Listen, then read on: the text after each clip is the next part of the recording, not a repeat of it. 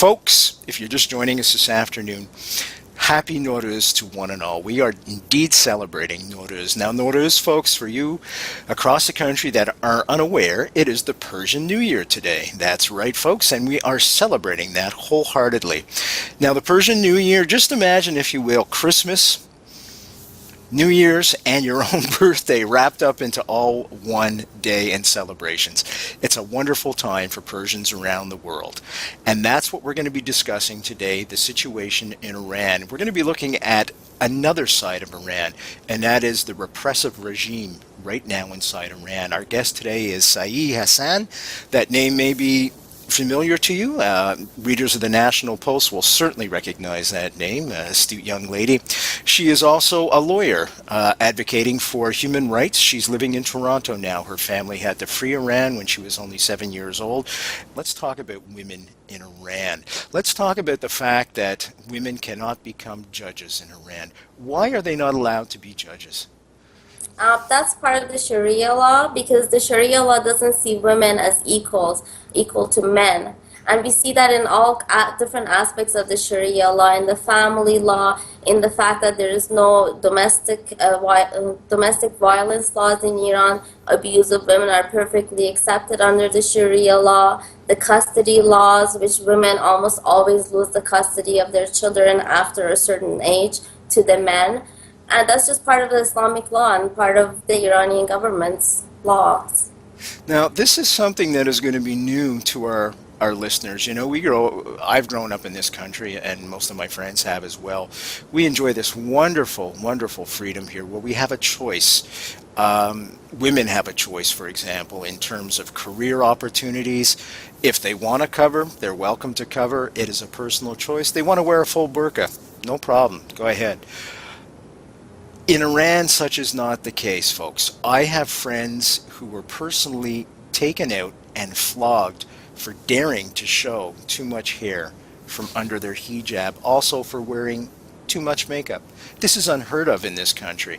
Can we talk about the lack of freedom of choice and why this is allowed to perpetuate itself primarily in the direction of women?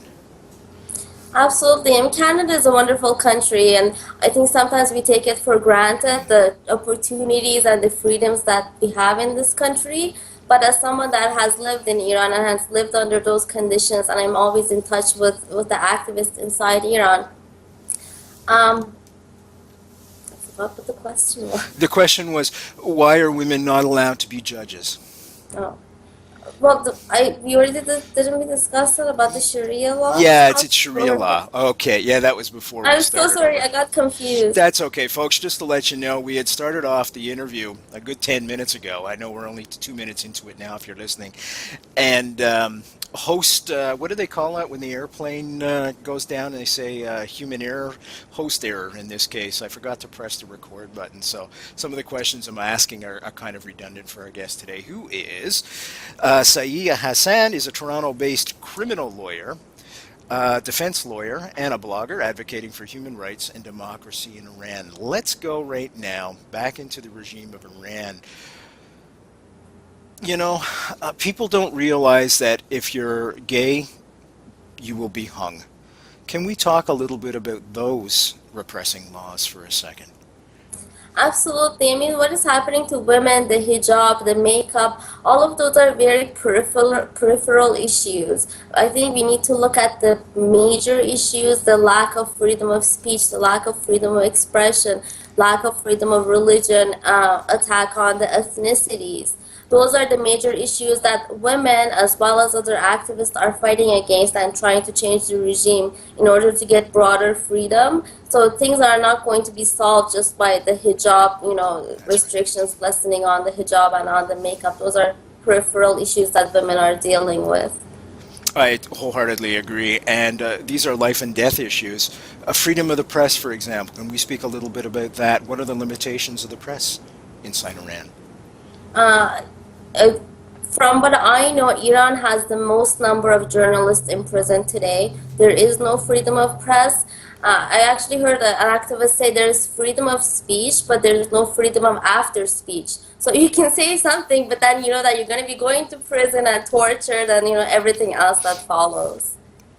Okay, right now the Middle East is on fire. It's exploding in many areas. Some see this as a good thing, some are a little bit more concerned. I guess I caught it fall in the camp directly in the middle of that. I'm glad to see change, and I hope it's change for the positive and in the right direction.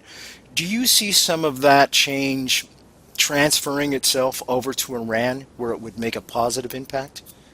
I definitely think what is going on in Middle East is going to have a domino effect, and I think we've seen that in Tunisia and then Egypt, and now what is going on in Libya, and certainly this has an impact on the activists in Iran who are very up to date and keeping up to the news of what is going on around the world. And I think we've seen that in the last few months there have been a number of major protests in Iran as well, and people have been protesting against the government. So I think change is coming, and that is affecting the people of Iran. www.brenthollandshow.com. Just click on Sayeh's picture. That'll take you right to a place where you can get in touch with her. Sayeh Hassan is our guest today. She's a National Post writer. She's a defense lawyer for criminal law. And we're discussing Iran today. It is Nowruz. Happy Nowruz. Everybody who's celebrating it. If you're not celebrating, go find some Persian friends and have some sultani. You'll never regret it. I was thin before I started having sultani. Fooling around a little bit, but let's get back to being serious again.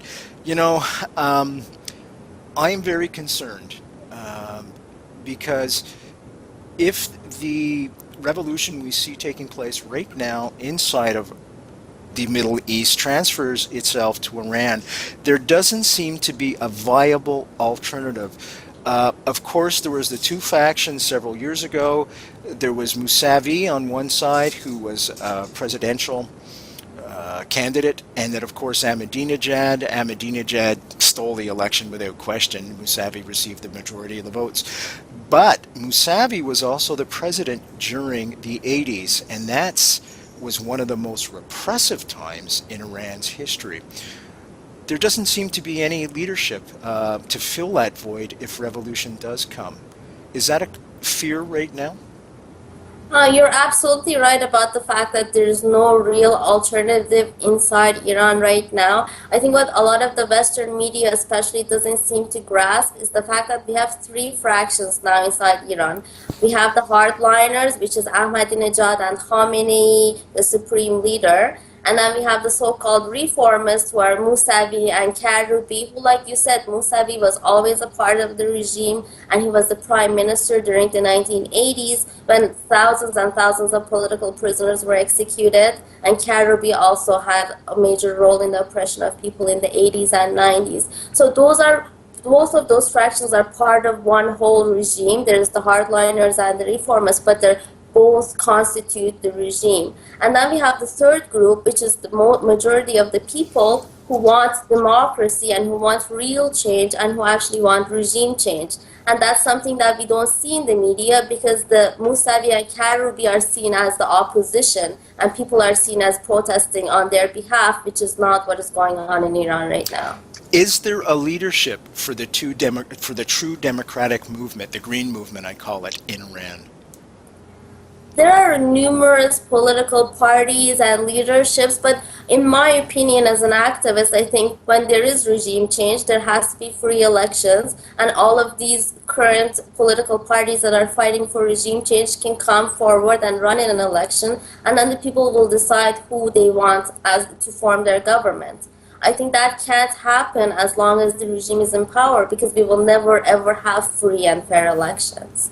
Sayeh Hassan is our guest this afternoon, folks. If you're just joining us, we're talking about Iran, women's issues, regime change, the possibilities of regime change coming as it seems to be working its way eastward through the Middle East. I want to continue on that. You know, as I said, I'm very close to the Persian community, and someone spoke to me. And it's not my idea, it wasn't my idea, but when I spoke with her, I realized she was bang on, and I haven't heard anybody reiterate this. She said that the whole movement, not the Green Movement so much, but the whole thing between Mousavi, basically what we've been discussing, versus Ahmadinejad is just smoke and mirrors. It's something that the grand leader, because they have a grand leader in Iran, folks, is orchestrating in order to appease people by saying, "Oh, look, we're with the people, and we're gonna give you concessions here, perhaps with the hijab or whatever." Do you feel there could be any truth? In other words, there's somebody just pulling the strings and pulling the people along, offering them hope and change, and it's just the same thing in a different guise. Absolutely, absolutely. The person you've spoken to is right on. And this is something that I've been writing about extensively and speaking about in conferences. This is the reformist trap. It is not real. And reformists are part of the regime. Nothing is going to change if Mousavi comes to power instead of Ahmadinejad. Exactly. Now, uh, outside of Iran, the Persian community is just growing and growing and growing. I read an estimate where there's something like 7 million Iranians living outside of Iran. 7 million Iranians, folks. That's the province of Quebec in a nutshell. Um, Now, I'm so glad most of them have chosen Canada or the United States because Western values, as I said before, they're overachievers. Look at yourself, you're professional. Um, but there's a brain drain that is going on in the country itself, in your home country of Iran. Do you think that is orchestrated as well? In other words, get rid of the dissidents, the intellectuals, so all we have left are the puppets, the sheep that will just follow the rhetoric we give them to digest. I think that's what the regime was hoping for, but that is not what is happening. Because if we Okay. look at the can I go on? Oh, please Yes. do. Yeah. Yes. If we look at the protests that are going inside Iran, the regime was hoping that it would be about the election and it would be about the voting and Mousavi, but the slogans changed and the movement became so radical so quickly, and now people are saying freedom, independence, Iranian Republic rather than saying Islamic Republic. Or they're saying Mousavi is an excuse, the entire regime is targeted. They're saying death to the Islamic regime. I mean, these are slogans that want regime change. And even if people, if regime wanted to silence the dissidents, and it has tried, it hasn't been successful because for every dissident that they kill or they kick out of the country, there's tens of thousands of other dissidents who are coming out and protesting against the regime. Folks, our guest this afternoon is Sayeh Hassan. She's a blogger also on the National Post writer as well, and a criminal lawyer in Toronto, Ontario. I'm going to read one of your wonderful blogs. I was reading them all afternoon doing research for the show tonight, and this one's called Stopping Iran, and I'm going to quote from it. And one of the quotes is, "A more productive way of stopping Iran is oil sanctions." Do you think that's a feasibility? I mean, our gas prices just jumped up a little bit. I don't see this as a bad thing, and I'll tell you why. Because in a free market system, folks, if we are ever going to bring in a green car, it's only with the rise in the price of gas. I know it causes adversity for a lot of people, myself included, but in a free market system, this is the only way it's going to do it.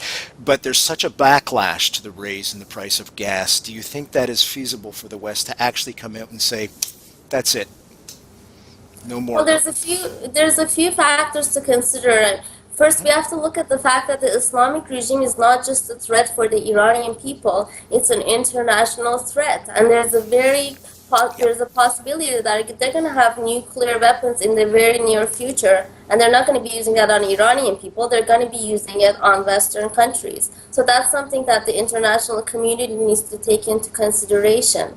And also what I've said about the oil sanctions, this is not something that would take months. It would be very, very short term because the Islamic regime gets about, I would say, 80%, 85% of its revenue from oil exports. If they don't have that revenue, they're not going to have the money to pay the Revolutionary Guards and all of the other aspects of the government. And the government is going to fall very, very quickly.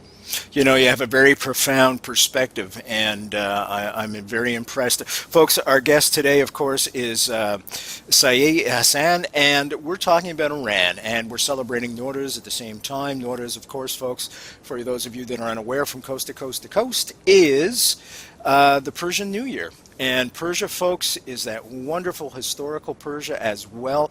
Let's not forget Cyrus the Great was the first person responsible for the first declaration of human rights.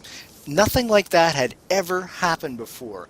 He may be the most important human being ever born on this planet because he took something that was going this way and turned it around and said, no, people are allowed human rights. And that scroll, that declaration, is actually on site in the foyer in the United Nations right now. So anytime you're in New York, just go down and visit it. That was the first Declaration of Human Rights. That's a fabulous, wonderful, proud history.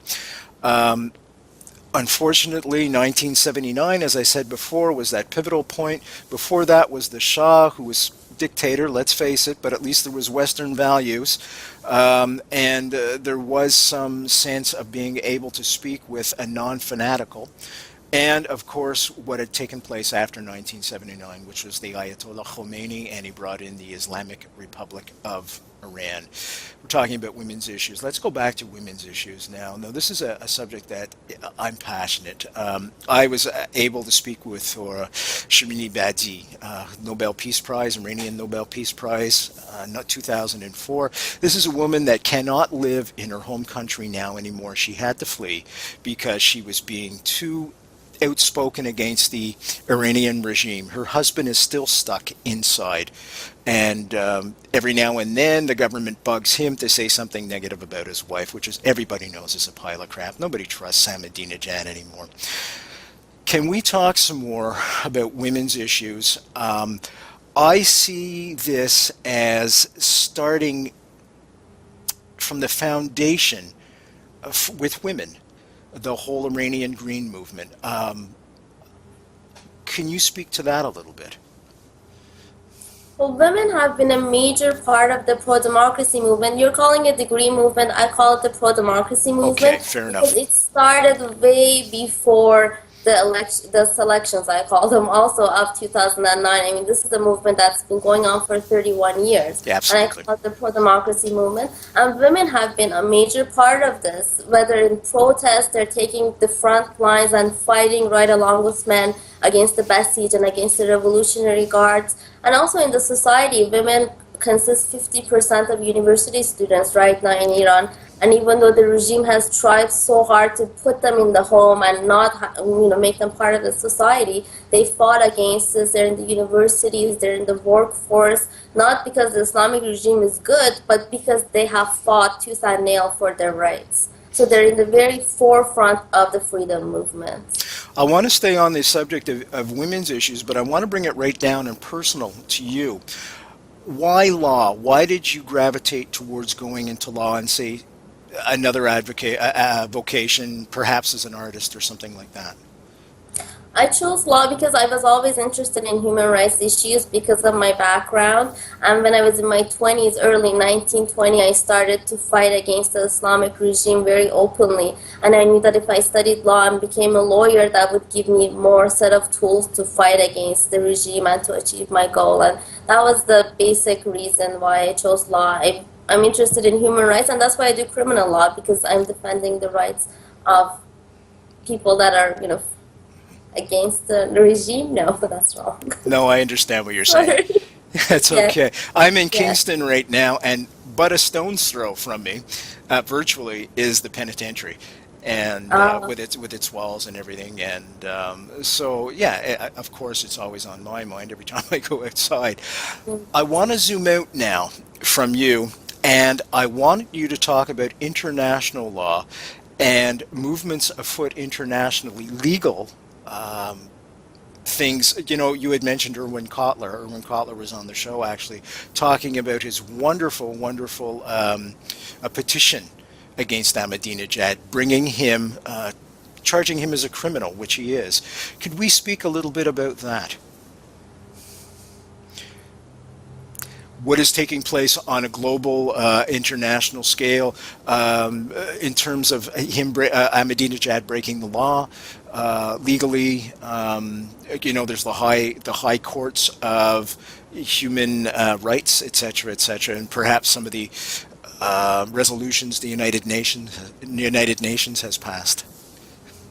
Yeah, I'm not really familiar with I'm not involved in it as much, so I don't want to comment on it. I'm not like Irving Kotler, who's always, in the forefront of these things. Fair enough. I'm more in it as an activist rather than a lawyer, and I keep the both of them kind of a little bit separate. Okay. So I don't want to make a comment that might not be correct. Okay, fair enough. We'll move on from that question then. Yeah. Let's go back now. We'll go center stage right here in Toronto. There's Persian movements everywhere inside Toronto, and in Canada as well. How can folks that are listening right now who are sympathetic to the cause get in touch and help? When we were in Toronto a couple of weeks ago, several weeks ago, and we were driving down Yonge Street in the Persian section of Toronto, and there was a demonstration taking place. If someone wanted to take part in a demonstration like that in their area across the country, how would they go about doing it? Would they contact Persian Students Movement or something, or in Toronto specifically? We have a very diverse community, and because of that, they always have a very diverse group of activists as well. But they can get in touch with me if they want to do something in Toronto, because I'm in touch with a lot of the different groups, and I have everything updated on my blog. And it's not very difficult if you Google it on Google, Iranian protests, you can always get information. But it is a little bit difficult because there is such a diverse community and diverse movement. But something that I always tell everybody, I think the most beneficial thing we can do is to speak to our members of parliament, because they're the ones that are making the laws, and they're the ones that really have the power to do something in the parliament and even internationally. So that's a lot more effective than going into the street and protesting, because not a lot of people might hear our voice when we're on the streets. But if we're speaking to a member of parliament, we know that at least they hear what we're saying. Is Canada doing enough? And if they are doing things, are they doing the right things? Canada has been in the forefront of fighting against the regime. It's been very active. They've condemned the Islamic regime for its human rights internationally on a number of occasions. Irving Cotler, he's wonderful. He's been so active in bringing the petition. Also for the oil sanctions, he's pushing for oil and gas sanctions. These are very, very important things, and I'm really proud to be a Canadian and be part of the system, because I see that Canada really seems to care about human rights and really seems to be supporting the pro-democracy movement in Iran. We just need to do it more. More. Where is the West falling short? Perhaps Canada's adopting a leadership role here, but where's the West in general falling short and not doing enough? Well, the U.S. President Obama has been more about compromise and dialogue rather than about regime change and supporting the Iranian people, which is unfortunate. One of the slogans on the streets last year was, Obama, you're either with us or you're with them, meaning that you're either with the people or you're with the regime. So people in Iran can see that, right now the U.S. is not really on the side of the people, seems to be more on the side of the regime, which is unfortunate. But Canada has been absolutely wonderful and has shown its support for the people rather than for the Islamic regime. The United Nations, have they fallen short as well? Do they not comprehend what's going on in Iran? Unfortunately, United Nations has fallen short, but that's not a surprise given what goes on and the dynamics of the United Nations. I don't expect much from the United Nations. Just 2 days ago, the Islamic regime was elected and the women is... Good point. Yes. Yeah, So, human rights for women, right, and Iran's on the board. Yes, for women. So I don't expect much from the UN. I don't know that many activists in Iran do as well. It's unbelievable. Yes. Yeah. We're kind of trying to speak to governments individually and try to get governments to do something rather than the United Nations as a whole. Actions against Iran. Would you advocate, would you support troops going into Iran? Because let's not forget, folks. Okay, go ahead.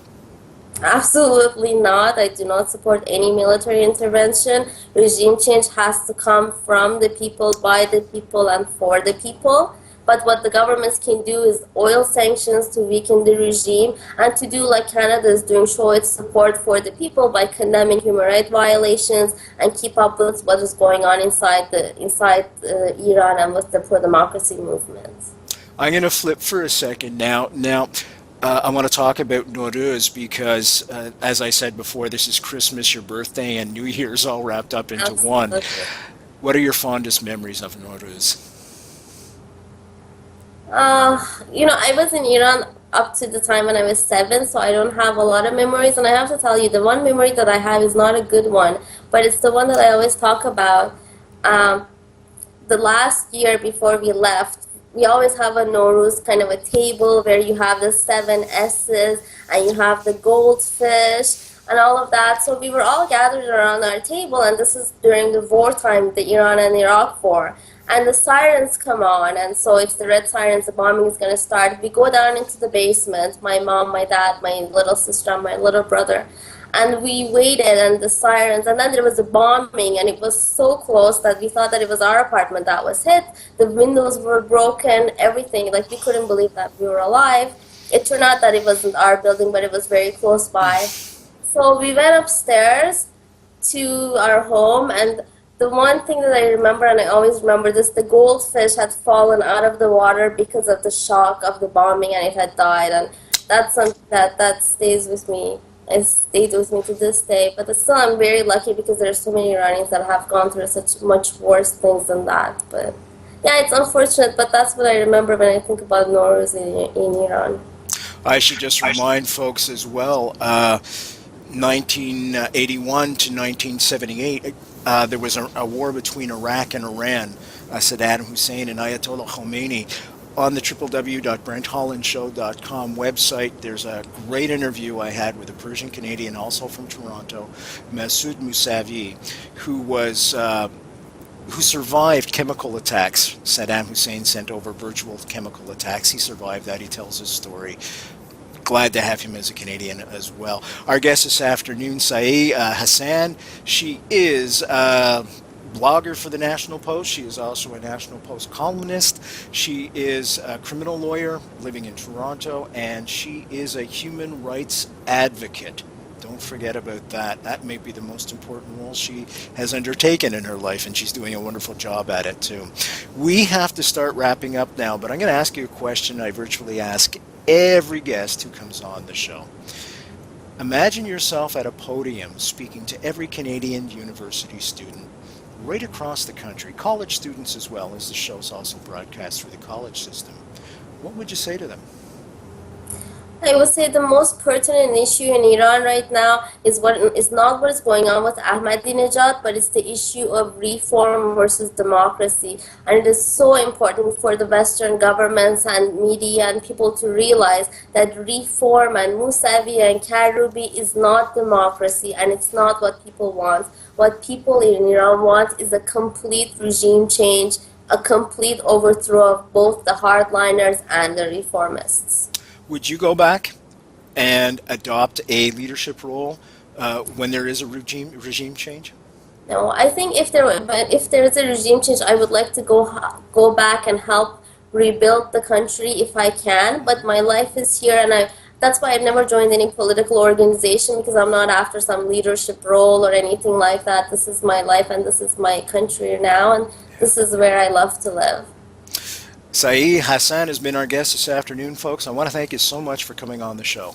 It's been wonderful, and telling the students and everybody that's listening about Iran. And folks, she's a woman we can all look up to and be proud of. And, you know, if you're thinking about going into law, there you go. Great role model right there.